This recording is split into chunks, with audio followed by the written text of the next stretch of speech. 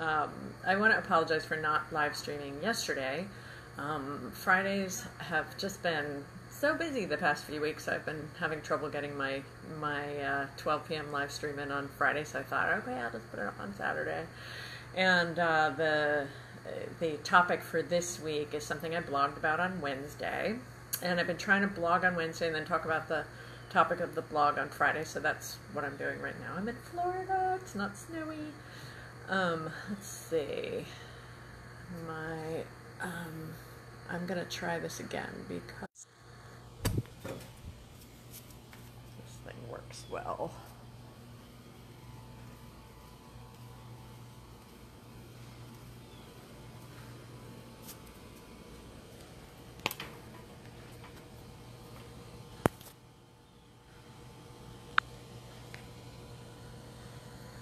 Okay, I was having wireless issues, so I moved to see if I could do my live stream from this part. We'll see if it works.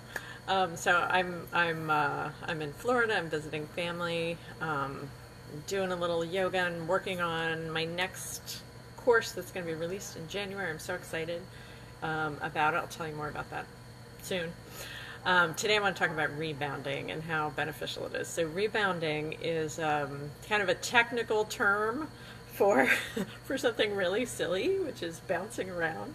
And I've been using it in my yoga classes, and I've been using it in my trainings for many years. And it confers many benefits. It's worth. Let's see, come and join. You are welcome to leave a comment, by the way.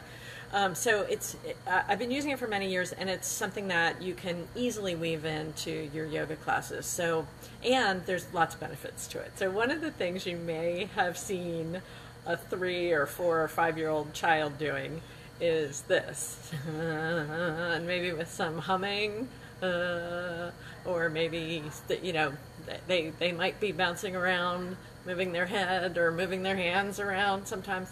And usually we say like, oh, this is, you're moving around like that and it's annoying me, so stop. We inhibit that behavior. But that behavior from children is often a self-regulating behavior, because rebounding is something that helps to regulate the nervous system. So that kind of, and you actually see grown people doing it. Oftentimes you'll see grown men sitting at the airport shaking their leg. I can't show you right now, but the leg going up and down. That's a form of rebounding too. So this is a natural, intrinsic way that the nervous system resets itself. It's something that most human beings do at some point in their life. And when we inhibit it or when we stop it, that means the nervous energy has to go into other behaviors to mediate the nervous system. So we end up with habits that may be self-destructive, even addictive behaviors that we have because we're trying to quell the nervous system. We're trying to bring the nervous system back to some kind of homeostasis. So I encourage people to bounce around and to move around doing yoga. The other thing that is really nice about rebounding when you're in the middle of yoga is you've been using these sort of strong movements, when you're doing asanas, or very controlled, focused, attention network focused kind of movements. And then the rebounding is just like, well, let all that go and kind of reset the nervous system. So there's quite benefit to using this during yoga practice. It also just kind of like lively and fun.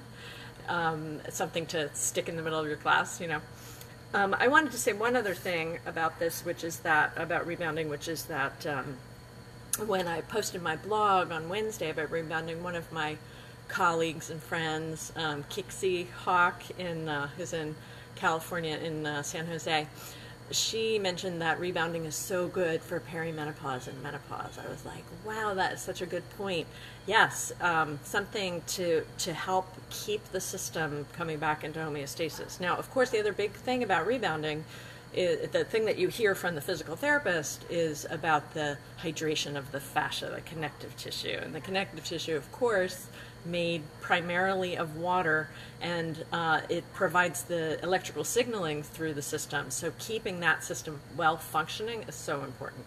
Okay, so I have some comments from Lisa that I want to read. I guess I will keep my kids' trampoline.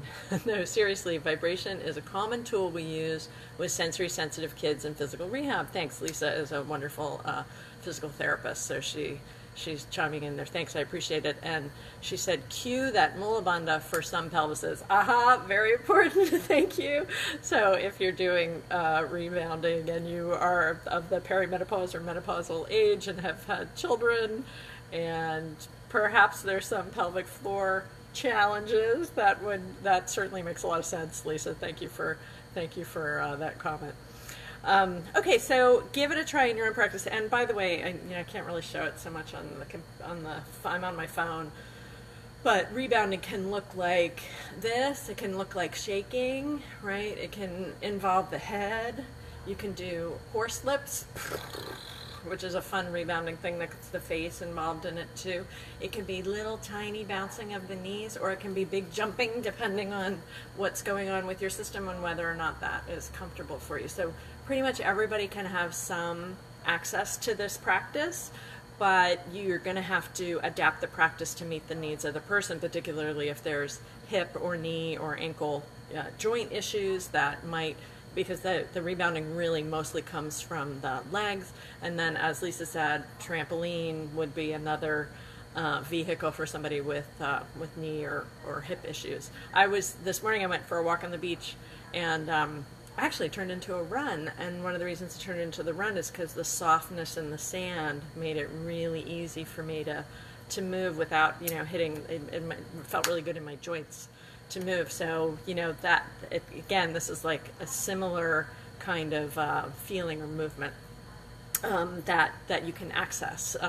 So however you can find it, however you can find the jiggling, jiggling is important. Oh, I should mention belly dancing, that kind of movement and jiggling. It's a form of rebounding. Okay, so there's one more comment from Molly. Molly said, I watched some videos on YouTube about rebounding this week. Is it more beneficial to do on a trampoline? Sure, I mean, a trampoline is great if you can do it, but I also think, like, sometimes I'm washing my dishes and I'll do a little rebounding, or brushing my teeth. It's not as easy when I'm brushing my teeth, but sometimes I'll do it, at different times of the day. It's easy to do rebounding whether or not I have a trampoline available, but certainly trampolines are great for rebounding and confer those benefits of hydrating that tissue and resetting the nervous system. Those are the two big things, I think, to talk about or to explain to your students about why rebounding is so useful in their personal practice. And if you start integrating it into your yoga classes, you do warrior two, whatever, triangle pose, and then on both sides, and then coming back to neutral, do some compensation, and then do some rebounding. And people really like it. I have some of my students who are just like, when are we going to do more rebounding, because it feels so good. I also saw, and I can't remember the woman's name, but another yoga teacher was talking about rebounding, and she actually holds a jar full of water while she's doing it. She has everybody hold the water, and then they rebound together and watch the water and think about the water as a reflection of the fascia, and then think about how they're hydrating the tissues while they're doing it. So I thought that's a nice cue or a nice prompt to use with it. If you've got a bunch of ball jars, you can bring those to the class and let everybody rebound together and watch their fascia get hydrated. So I know what I wanted to say. One more thing before I finish up, which is that if you're curious about this you want to learn a little bit more fascia and why it's important to keep the fascia hydrated, I think a great video is called The Fuzz Speech, and you can find that on YouTube, and it is with this wonderful anatomist called Gil, I think his name is Gil Headley, and that video is just wonderful to have a better understanding of fascia, why it's so important to keep movement in the body to keep the fascia healthy, why it's so important to keep the fascia healthy. Fascia, by the way, and I put this in the blog that I wrote, has just recently been recognized by the medical community as an organ, and they call it the interstitium. And they're starting to do, more and more research on it. It's been out, like the body workers have been talking about fascia forever. The yoga people have been talking about it forever. The medical community is finally on board with it and recognizing the importance of it in health and healing. So hope this has been fun. Please share with friends if you think they might want to know a little bit more about rebounding. And I'll see you next week, probably Friday. Namaste.